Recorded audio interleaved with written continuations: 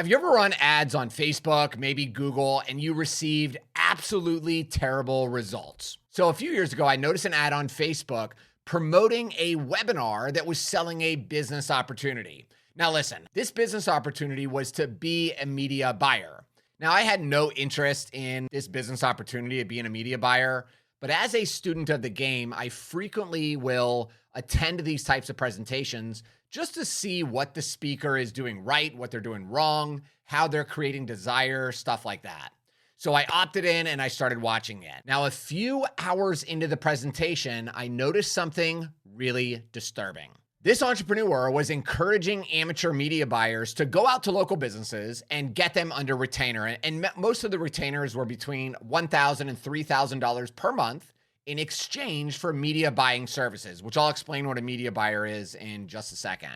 Then he went on to say, you're going to use the client's money and you're going to run the ads. And that's how you're going to learn how to do this. You're going to learn with the client's money. That was his big, bold promise. Now, listen, I have been screwed by media buyers multiple times in the past. I have lost a tremendous amount of money hiring the wrong people who overpromised and wildly underdelivered. So when I started hearing him talk like this, I was like, oh my gosh, this is the guy who is convincing these media buyers, these, people who just want to make money, to go out and scam these local businesses. When here's the simple truth. If you don't know how to be a media buyer, the way you learn how to be a media buyer is by risking your own money, not risking your client's money. Would you guys agree? All right, so you're probably wondering, Ryan, what exactly is a media buyer? So a media buyer is a person who creates, launches, and manages paid ads on Google, Facebook, Instagram, or YouTube. Now, a simple way to think about it is a media buyer is the person who is pushing buttons to launch an ad on one of these platforms. But they're really not concerned about what happens after the person clicks on the ad. So you got to remember, there's multiple components here to attracting a new customer or new patient into your practice. You've got the ad, which is going to grab their attention, create desire, get them to click on the ad. That brings them to a sales page or a landing page, which is then sharing a story, creating desire, introducing your irresistible offer. And then you've got what happens at your office. So is your office staff contacting the lead properly? Are they contacting them quickly? How are they getting them scheduled for the appointment over the phone? How are they overcoming objections? So these are the three kind of components. You've got the ad, landing page, and you've got your office. All three of those components have to be working properly to convert cold traffic into a paid appointment. Is this making sense? But a media buyer only cares about the first step. They care about if people are clicking on the ad. They don't give a flying about what happens after they click on the ad. So here are 6 massive problems of hiring a media buyer that every chiropractor needs to know. So number 1 is the skill set. Would you agree that just because a person claims to be an expert, it doesn't mean that they are? So a few months ago, I got contacted by a chiropractor in Pennsylvania who was really struggling to keep his business afloat, taking out business loans. He was really struggling.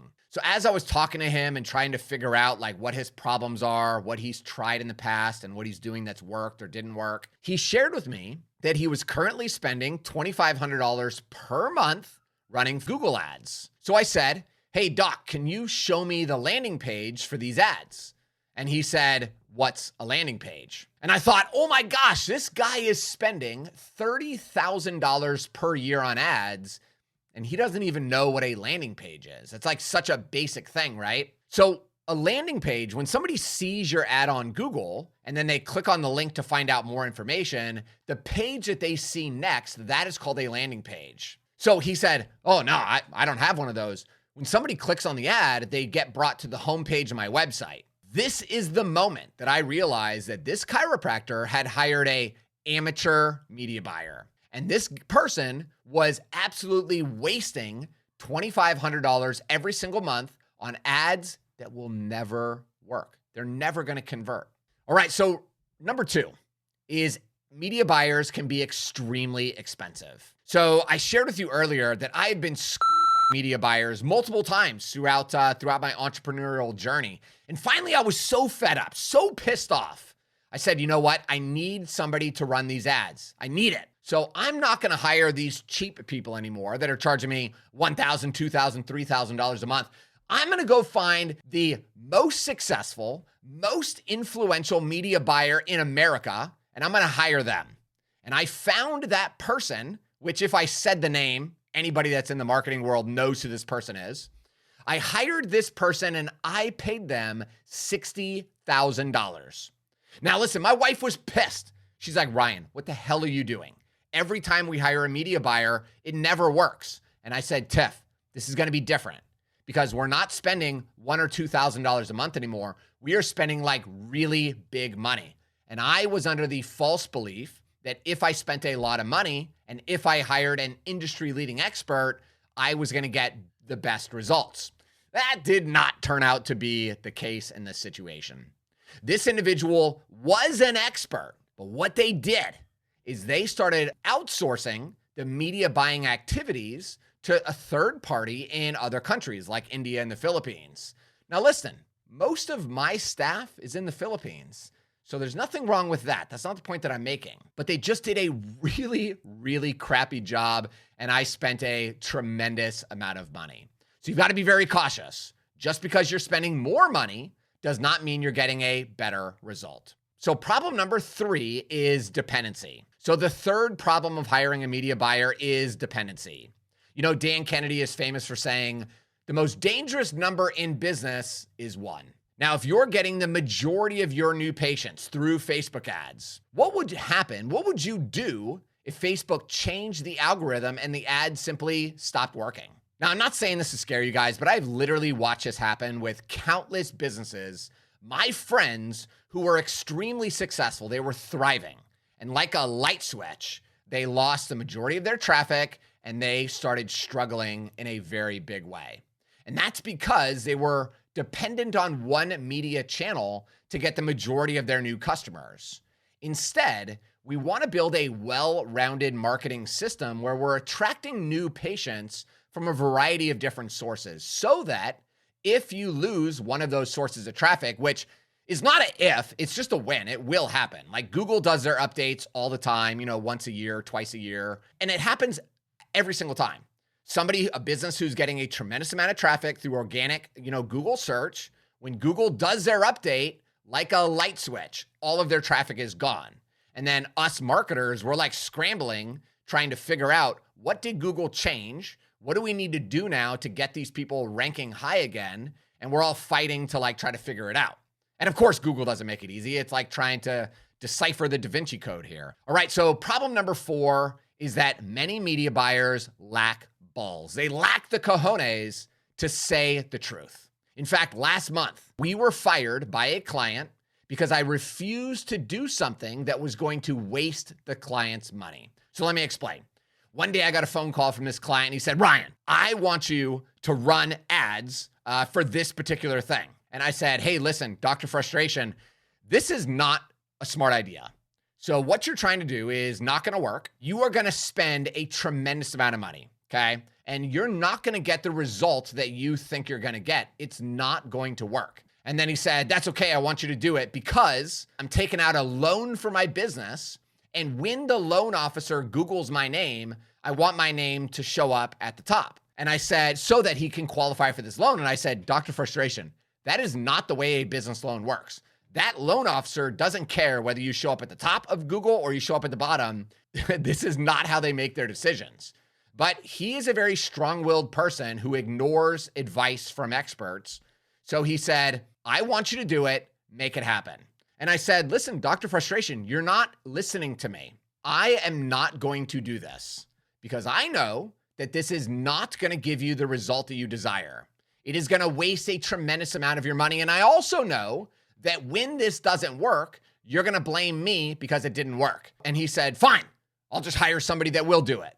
And I said, perfect. That's amazing. Go hire somebody else because I am not going to put my reputation on the line and waste a ton of your money, piss it away for nothing. We need to have a real objective and a real goal. And frankly, many media buyers, they're afraid of losing a client. I don't need more clients, okay? I'm happy with what I have. My businesses are all successful. I don't need you. What I need, though, is my reputation, which is far more important. All right, problem number 5 is that many media buyers lack industry knowledge. So recently I met a media buyer at an event, and she shared something very disturbing with me. So this young woman was uploading a list of her clients' patients onto Facebook and then creating a lookalike audience. So Facebook analyzes all the different data points of that customer list, the patient list, and they figure out what they all have in common. And then they create an audience that looks similar, an audience of people using Facebook that looks similar to the list of patients. And then it starts showing all those ads to that lookalike audience. Now listen, lookalike audiences are an extremely powerful tool in the advertising world. However, because of HIPAA, lookalike audiences are a violation of protected health information because you are providing protected health information to Facebook, who is not a HIPAA compliant business. Facebook is not HIPAA secured. You at no time can upload your patient list to Facebook because without getting a fear of a lawsuit, because it is illegal. And this media buyer, frankly, I don't think the media buyer's client knows that the media buyer is doing this, or the client isn't aware that it's a violation. But either way, this media buyer is putting her client in a very bad situation because she lacks the knowledge to do the right thing. All right, problem number 6 is hidden fees. You know, hiring a media buyer is not a small investment. It's a considerable amount of money. In fact, one of my competitors charges $1,497 per niche. So if you wanted to promote peripheral neuropathy, frozen shoulder, plantar fasciitis, and knee pain, you would have to pay over $5,000 per month to run ads in all of those different niches. And the worst part is that this fee does not include the ad spend. So you would need to pay $5,000 per month plus however much money Facebook wanted to show your ads, right? So now if these ads are optimized and performing at a really high level, they will bring in 2x, 5x, or maybe even 10x more money than you're spending. So this fee could be irrelevant if it's working properly. However, some media buyers take it a step further. And not only do they charge a fee to push the buttons, but they also want 20% of the money that you spend on Facebook or Google. So here's an example. Let's say that you want to spend $10,000 per month running Facebook ads.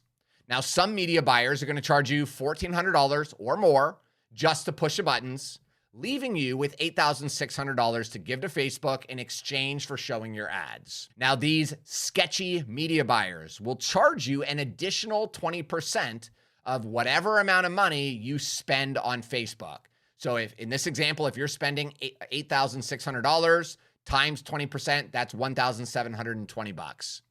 So that makes your total amount of money that you're spending on ads every month $11,720. Now, personally, I find this to be very annoying and unethical. I think that it's okay to charge a percentage of ad spend if the client is spending a tremendous amount of money. Like I heard a story recently of the guy who was running all the ads for Uber, and Uber was spending $75 million a year on ads. Listen, if you're spending that much money, that's a lot of work to manage and make sure it's all working properly. I think it's reasonable to charge a percentage of ad spend in a situation like that. For a small local business that's not spending a lot of money, $10,000, I just don't think that that's enough. It's not enough work to have to charge such a hefty fee of 20%.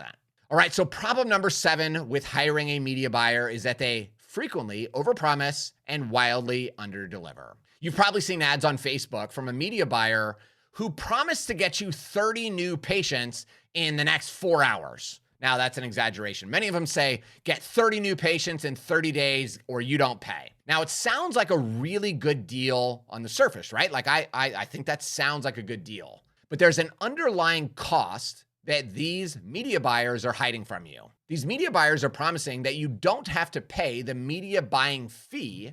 However, you're still responsible for paying Facebook or Google the fee to show your ads. So here's an example. Let's say your budget is $10,000 per month to spend on Facebook ads, and the media buyer is going to charge $1,400 per month just to push the buttons. So that gives you a total of $8,600 that you can give to Facebook in exchange for showing your ads to the users. If these media buyers fail to deliver on their promise of 30 new patients in 30 days, you will not be required to pay the media buyer the fee of $1,400. But you still have to pay Facebook the $8,600 that you owe them for showing your ads. Does this make sense? Are you guys getting this? So hopefully this has shed a little bit of light on some of the dangers of hiring a media buyer. Now, in upcoming video, I'm going to explain the difference between a media buyer and a marketer. What you need is a marketer. You don't need a media buyer. Those are very low skill people, and that is not what most chiropractors need. What you need is a marketer who can look at your entire picture of your practice and make sure you're really kicking butt and taking names. So if you are a chiropractor who wants more new patients so that you can make more money and spend more time doing the things that you love, I'm going to put my cell phone number down below. I want you to shoot me a text message, 813-789-9868, and I am going to show you the chiropractic marketing system. And we're going to see if the chiropractic marketing system can help you achieve the goals that you desire in your business. So that's all I've got for today, docs. And until next time, keep moving forward.